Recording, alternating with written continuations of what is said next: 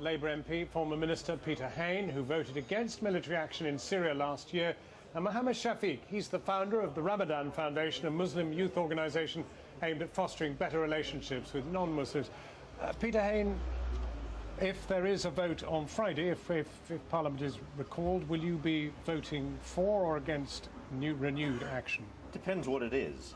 I don't believe in a kind of cowboy approach by the West rushing in there. But to be fair, what has happened overnight with President Obama having the support of the Jordanians, the Saudis, the Bahrainis, the Emirates countries, with them actually participating in this, you've got regional support, countries there backing and asking for the US to get involved, because what we're seeing is genocide by ISIL in the region. And I think we have an obligation to provide what resources we can, what capabilities we can, including air power, to support, for example, the Syrian Kurds who are being literally killed and stampeded out of their homes by ISIL. Is that enough to persuade you to support such an action?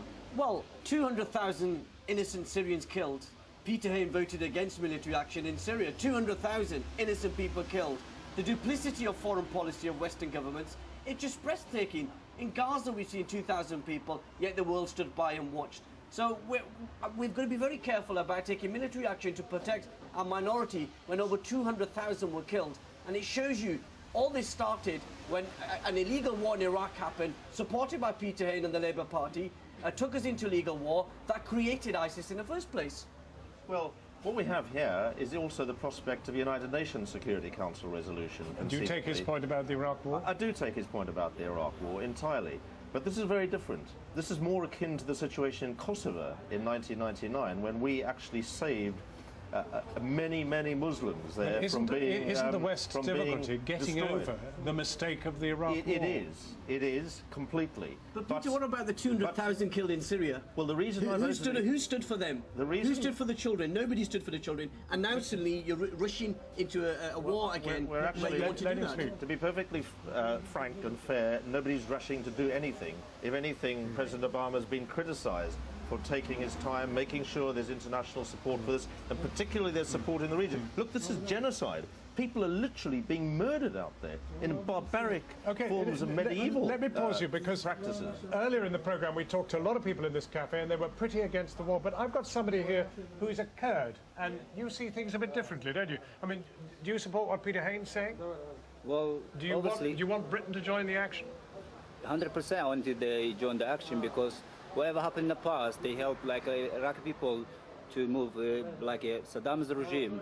But now the world is different, totally different. Now CS is against all the world, not just Iraqi people. So you really want British people. involvement? Well, for them benefit, they have to join. Right. Well, you won one over here because his people are in the area. They're being absolutely slaughtered out there. John, as they are in Syria. And this is, but John, Peter, Syria is a civil war. No, Syria. Syria is a civil war. If you're saying to me that genocide is being committed by ISIS, we all accept the barbarity and evil nature of ISIS, and many of us have got death threats from these terrorist groups. So we accept that. But the problem is in Syria, 200,000 killed. The world didn't do anything. Peter, if he wanted to stand against genocide, actually voted against it. He voted against it, Peter. Because I did, and I do not believe we should have been sucked into the Syrian civil war with substantial part of the population, part of the population backing Assad, a Shia Sunni civil war. Iran and Saudi, the Russians there. This is very complicated. Final word, Mohammed. Very different from saving the Kurds and others from being murdered. What we should do, we should continue to support the Kurdish and the Iraqi governments, make sure there's a unified government and arms to the Kurdish people to do this, and they can do it, and they will do it. Mohammed, Peter, thank you both very warmly.